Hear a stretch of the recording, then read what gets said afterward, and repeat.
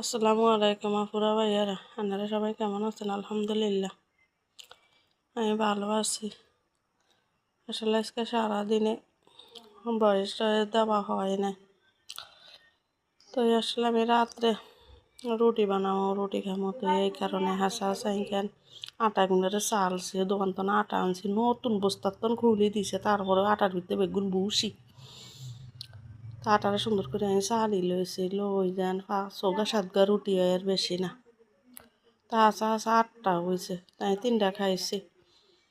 আমি এটা ওই রুটি খাই, কিন্তু অন্য কিছু দিয়ে খাই না, উদা বা একটু ডাল টাল দিয়েই খাই। তো এই বই আমি বেলছি রুটি এখন। তো আমার একা আমি ব্যাগে কি ঘুরে ঘুরে রুটি বেলতে হারেনি, এনে তো সুন্দর করে ঘুরে ঘুরে রুটি বেলতেন হারেন।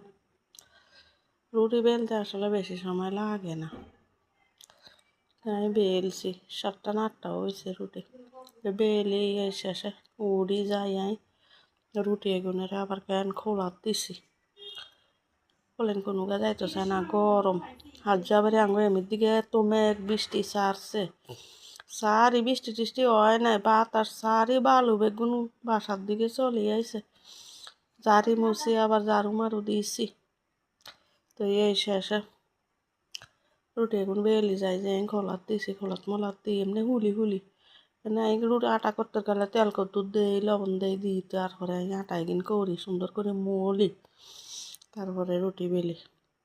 তো এই শেষে বেলি টেলে আমি 2-3টা খাইছি, খাই মায়া খাইতো না, মায়া ডায়েট করে মায়া খায় না, তো বলার লেগে 4-5টা ঠুয়ে এসে হিগাও একটা দোকানে উগা খাইব।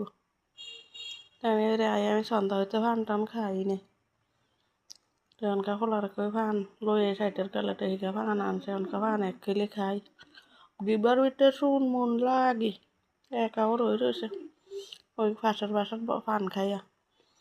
তো ঠিক আছে আপুরা ভাইয়া, রান্নারা সবাই ভালো থাকেন, আর আমার চ্যানেলটা নতুন একটু সাপোর্ট করিয়েন। আসসালামু